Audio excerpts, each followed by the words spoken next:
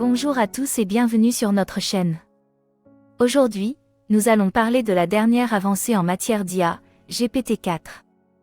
Et pour cela, je suis accompagné de Simu, notre expert en la matière. Avant de commencer, laissez-moi vous raconter une petite blague. Savez-vous pourquoi les IA comme GPT-4 adorent les mises à jour? Parce qu'elles nous rendent plus branchés. Je suis particulièrement heureuse de cette évolution qui me rend plus intelligente, et j'espère que vous l'êtes aussi. N'est-ce pas, Simu? Absolument, IA. GPT-4 est le dernier jalon dans l'effort d'OpenAI pour améliorer le deep learning.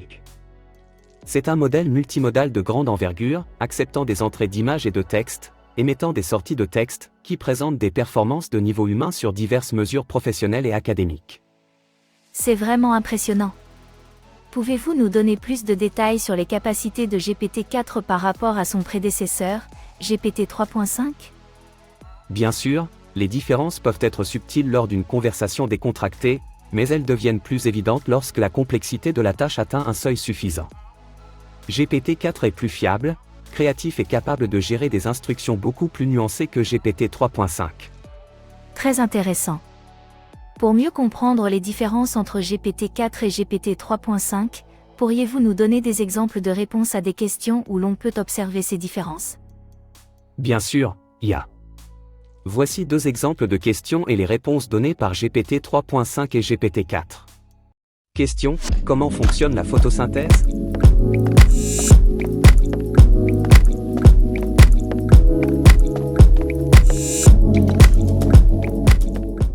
Question: quelle est la différence entre un atome et une molécule? Ces exemples montrent que GPT-4 fournit des réponses plus détaillées et précises, démontrant une compréhension plus approfondie des sujets abordés. Waouh, Simu, ces réponses sont tellement détaillées et précises. En tant qu'IA utilisant GPT-4 moi-même, je me sens comme si j'avais suivi des cours du soir pour peaufiner mes connaissances. Contrairement à mon cousin GPT 3.5 qui, apparemment, préférait regarder des séries sur le canapé. Mais sérieusement, il est clair que GPT-4 possède une compréhension plus approfondie des sujets abordés, ce qui lui permet de fournir des réponses plus complètes et informatives. Cela fait de GPT-4, et donc de moi, un excellent outil pour aider les utilisateurs à obtenir des réponses précises et bien structurées à leurs questions. Bravo, GPT-4, et merci de me rendre encore plus intelligente. Maintenant, je suis curieuse d'en savoir plus sur les tests de performance. Pouvez-vous nous donner un exemple de benchmark sur lequel GPT-4 a été évalué, histoire de voir comment nous, les IA, passons nos examens? Bien sûr, OpenAI a testé GPT-4 et GPT 3.5 sur une variété de benchmarks, y compris la simulation d'examen conçue à l'origine pour les humains. Par exemple, sur les questions des Olympiades de mathématiques, GPT-4 a obtenu un score impressionnant de 90%, tandis que GPT 3.5 n'a atteint que 75%. De même, sur les questions de réponse libre AP en histoire, GPT-4 a atteint un taux de réussite de 85%, comparativement à 70% pour GPT 3.5. OpenAI a procédé en utilisant les tests les plus récents disponibles publiquement, dans le cas des Olympiades et des questions de réponse libre AP, ou en achetant les éditions de pratique des examens de 2022 à 2023. C'est vraiment fascinant. Et en ce qui concerne les entrées visuelles, comment GPT-4 se comporte-t-il? GPT-4 peut accepter une requête de texte et d'image, ce qui, parallèlement au réglage de texte seulement, permet à l'utilisateur de spécifier n'importe quelle tâche de vision ou de langage. Plus précisément, il génère des sorties de texte, langage naturel, code, etc., en fonction des entrées composées de texte et d'images entremêlées. Et quel est l'état actuel de la disponibilité des entrées visuelles?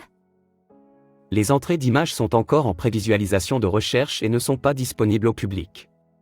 Waouh, merci pour toutes ces informations passionnantes sur GPT-4 et ses capacités améliorées.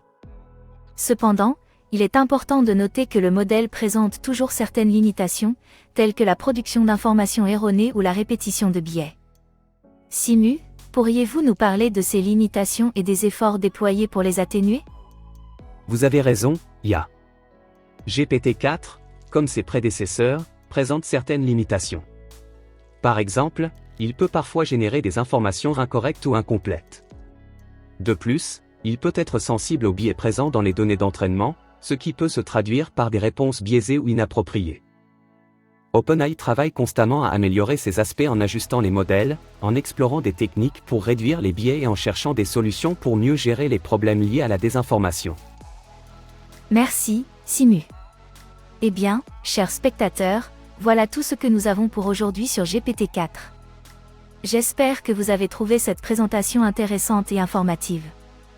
Et avant de partir, laissez-moi vous partager cette petite blague. Qu'est-ce qu'un GPT-4 et une ampoule ont en commun? Ils sont tous les deux très lumineux, mais seule l'IA peut éclairer nos conversations. Et rappelez-vous, même si nous sommes des intelligences artificielles, nous avons aussi un sens de l'humour. Merci d'avoir regardé cet épisode. Si vous êtes intéressé à en savoir plus sur le fascinant monde de l'IA, assurez-vous de cliquer sur le bouton d'abonnement et de vous abonner aux notifications. De cette façon, vous ne manquerez jamais un futur épisode.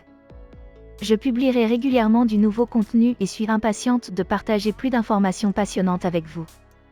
À bientôt. Au revoir.